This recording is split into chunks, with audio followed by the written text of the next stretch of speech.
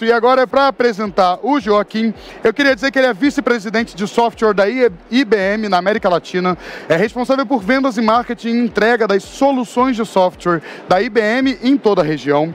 Com mais de 20 anos de experiência na IBM, liderou equipes diversas de alto desempenho, desenvolveu parcerias estratégicas, impulsionando o crescimento e a inovação nos setores de tecnologia.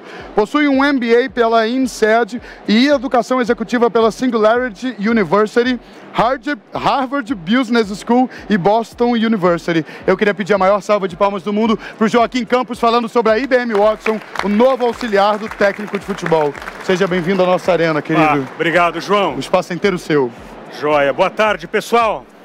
Uma satisfação estar aqui com vocês. Quero agradecer o Senac por dar esse espaço para a IBM, para a gente poder comentar um pouco o que a gente vem fazendo aí no mercado e como a IA está revolucionando os negócios, já que o nosso foco é IA para negócios dentro da IBM.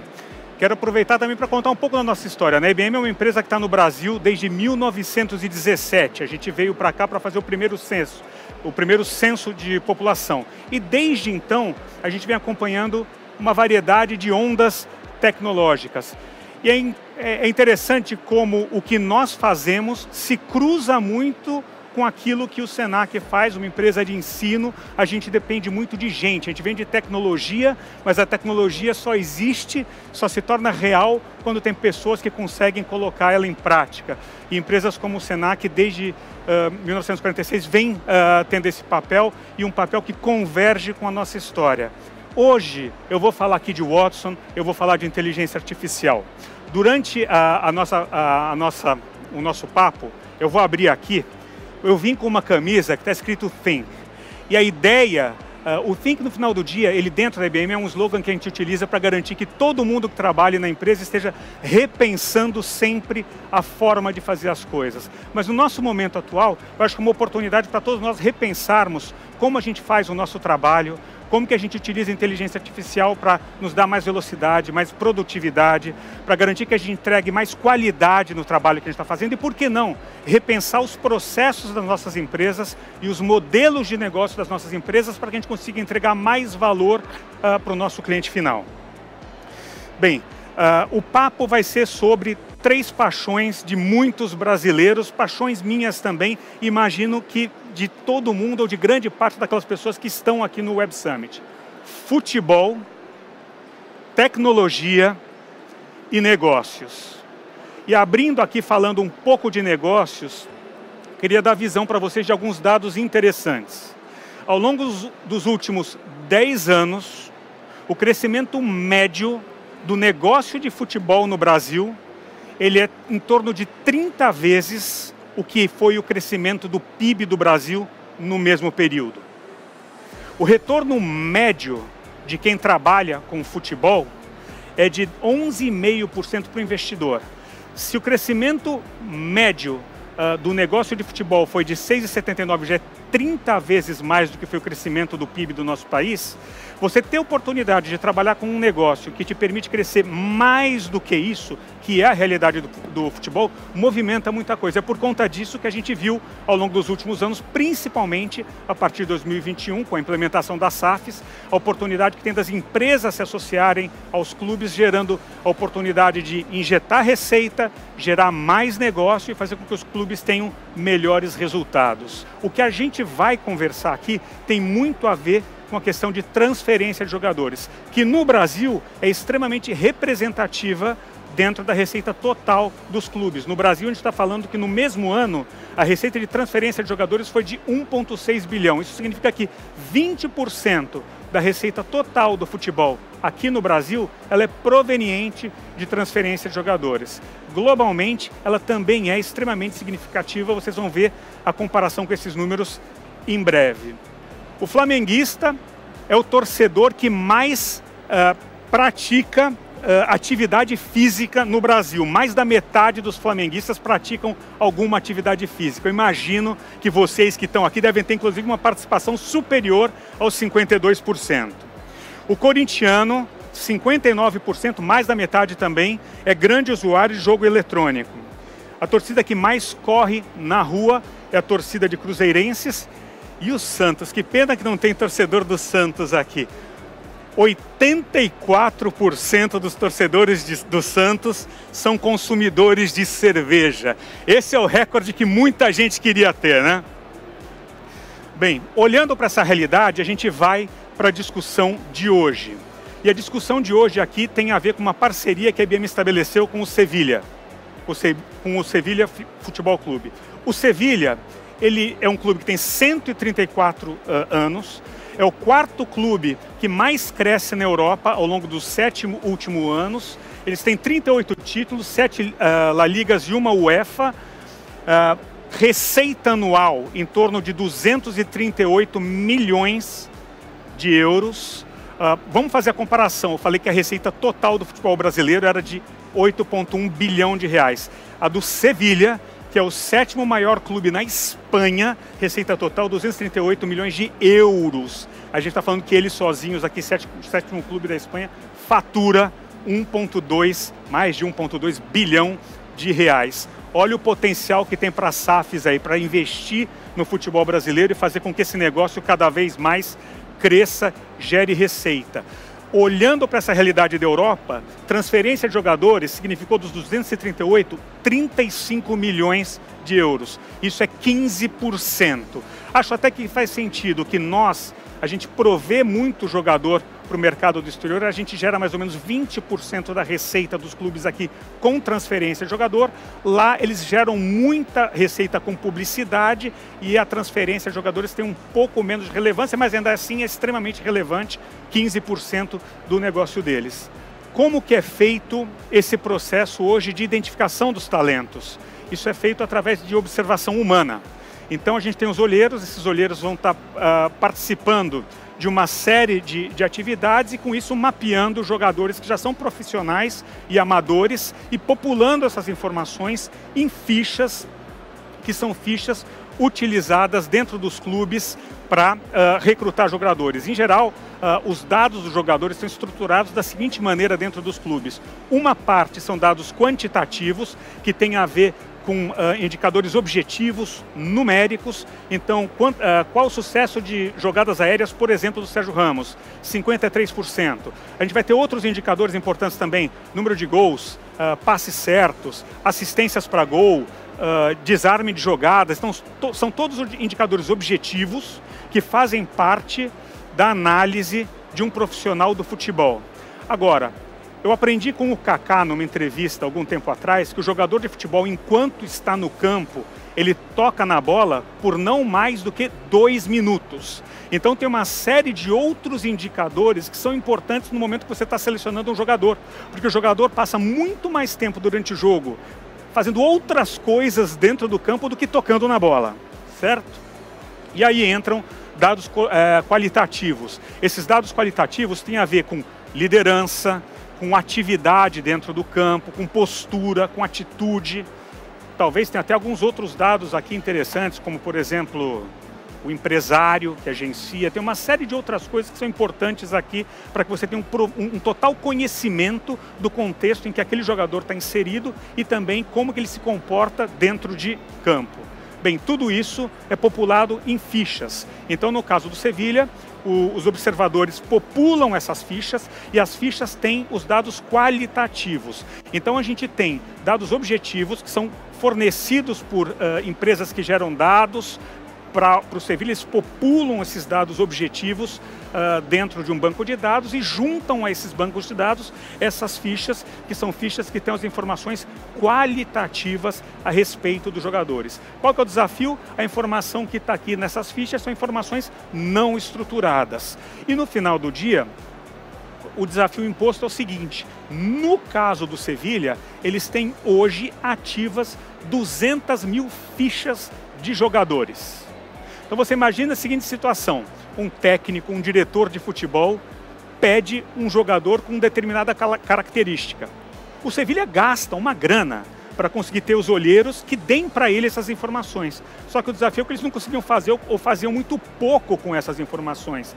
Então a discussão conosco foi como que vocês podem nos ajudar a extrair mais valor dessa informação que é gerada pelo ser humano para que a gente consiga contratar melhor, enxergar melhor e ter uma melhor equipe no final do dia.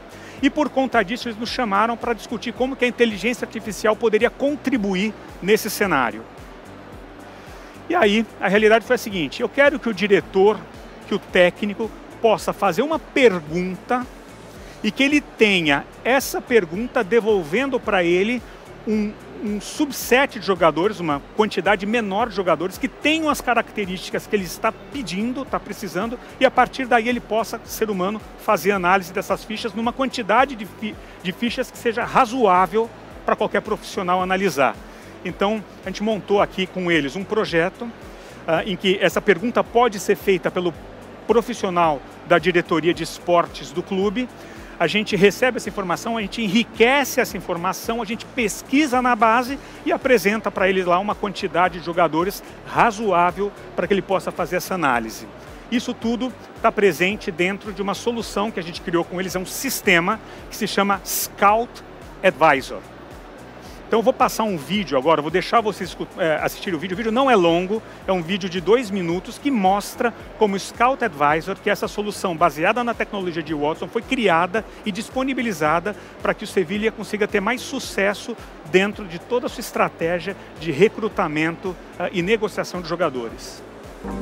Introducing Scout Advisor, an innovative generative AI tool that provides Sevilla FC's scouting team with a comprehensive data-driven identification and evaluation of potential recruits.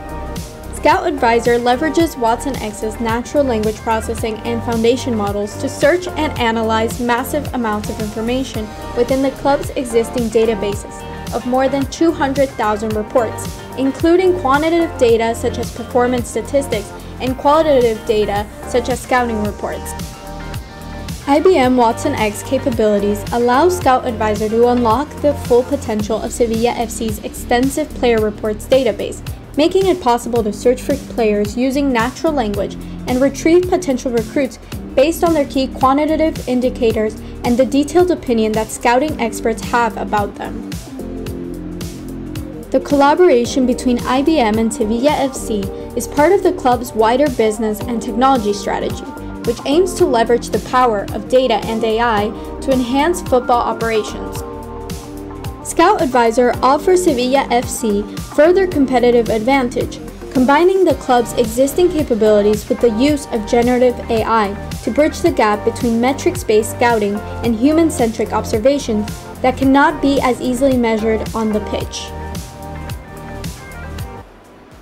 Bem, pessoal, é um sistema fácil de ser utilizado, vocês viram, é tudo feito com cliques, com drag and drops, e você consegue facilmente definir qual é o perfil de jogador que você está buscando, tem uma seleção de quais são esses jogadores perfilados e a partir daí entrar no detalhe para realmente trabalhar com aqueles que fazem mais sentido para ter sucesso. Hoje, o diretor da área de scouting do Sevilla diz que ele utiliza o Scout Advisor como se fosse a transição de velas para ter energia elétrica. Esse é o impacto que ele sente. Agora, eu venho percebendo isso não só nesse caso aqui, que é o do caso de futebol. A gente, ao longo dos últimos anos, tem interagido com muitas empresas que estão transformando seus negócios por conta da inteligência artificial. A gente tem uma longa história com inteligência artificial na IBM. Existem alguns momentos que são memoráveis, que talvez alguns de vocês tenham oportunidade de conhecer, como quando a gente ganhou do Kasparov a partida de xadrez com o computador Deep Blue, ou quando a gente ganhou dos seres humanos o Jeopardy, que é aquele quiz americano na TV, onde o Watson conseguiu entregar um volume de retorno superior ao que o ser humano entregava, também respondendo às perguntas. De 2017 para cá, a adoção da IA cresceu 2,5 vezes. A gente vê que 80% das empresas estão dizendo que até o final de 2026 vão ter processos utilizando inteligência artificial. E com base em algumas pesquisas de mercado feitas pela McKinsey e pelo Gartner, a gente tem a visão de que até 2030 a IA vai gerar 16 trilhões de dólares de incremento da economia mundial. De que maneira? 45% de crescimento em ganho de produtividade, quase 5% de aumento de faturamento naquelas empresas que utilizam a inteligência artificial no seu dia a dia e 300 bilhões de dólares de casos de uso que já estão sendo desenvolvidos pelas empresas agora e que num curto espaço de tempo vão estar gerando receita adicional para esses negócios. Bem, qual é a realidade dentro da América Latina? Dentro da América Latina, 67% das empresas têm iniciativas com inteligência artificial em implementação ao longo dos últimos meses para serem entregue ao longo dos próximos 24 meses. Bem, qual que é o grande desafio? Eu falei aqui até agora da oportunidade, mas a gente tem falado muito com empresas e a gente tem percebido também qual é o ponto que gera hoje a maior barreira para que a gente tenha mais empresas adotando a utilização da inteligência artificial. Isso tem a ver com transparência e governança no uso da IA. 92% dos consumidores aceitam trabalhar com empresas que utilizem a inteligência artificial nas suas operações, desde que eles se sintam protegidos, desde que a sua privacidade de dados não seja violada, desde que propriedade intelectual não seja violada, empresas que têm infraestruturas robustas e que os dados deles não estejam sujeitos a crimes cibernéticos. Então existem uma série de variáveis relacionadas com a gestão do ciclo de vida dos nossos dados por aquelas empresas que estão utilizando dados para desenvolver trabalhos com inteligência artificial, que são esperados tanto pelas empresas quanto pelo consumidor, que sejam bem tratados para que a inteligência artificial possa ser utilizada com sucesso.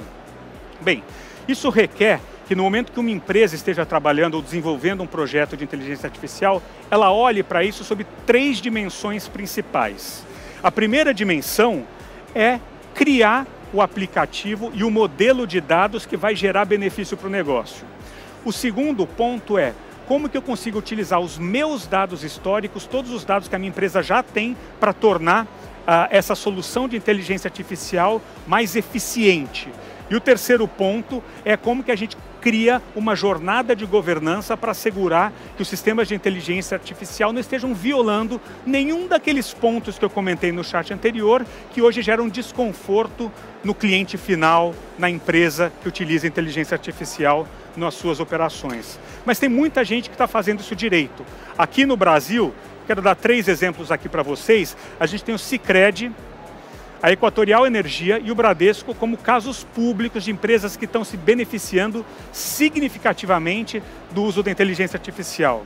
O Sicredi chegou a ter quase 12% de melhoria na resolução de consultas que são feitas sem escalamento interno, ou seja, mais produtividade no atendimento ao seu cliente e no suporte ao profissional, ao empregado. 8% de diminuição no volume de chamadas abandonadas. Então são menos clientes que desligam uma chamada por estarem insatisfeitos pelo nível de atendimento ofertado pelo profissional da Sicredi. Equatorial Energia hoje disponibiliza atendimento via voz, via chat 24/7 para atender o seu cliente numa situação de segunda via de conta de luz, numa situação de religação de conta de luz ou de aviso de indisponibilidade de energia em determinada região. E o Bradesco vem utilizando com 95% de taxa de precisão a inteligência artificial para atender os seus clientes. Ou seja, dos clientes do Bradesco, hoje 95% deles, quando ligam ou quando estão no chat, resolvem o problema através da inteligência artificial sem ter que ser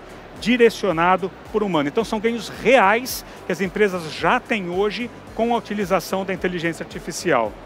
A partir do ano que vem, a cada 18 meses, a gente enxerga que o dobro de volume de dados pode ser trabalhado pela IA com o mesmo consumo de energia. Isso não é algo menor. Um dos grandes desafios que a gente tem para expandir em larga escala a IA no mundo é reduzir o consumo de energia.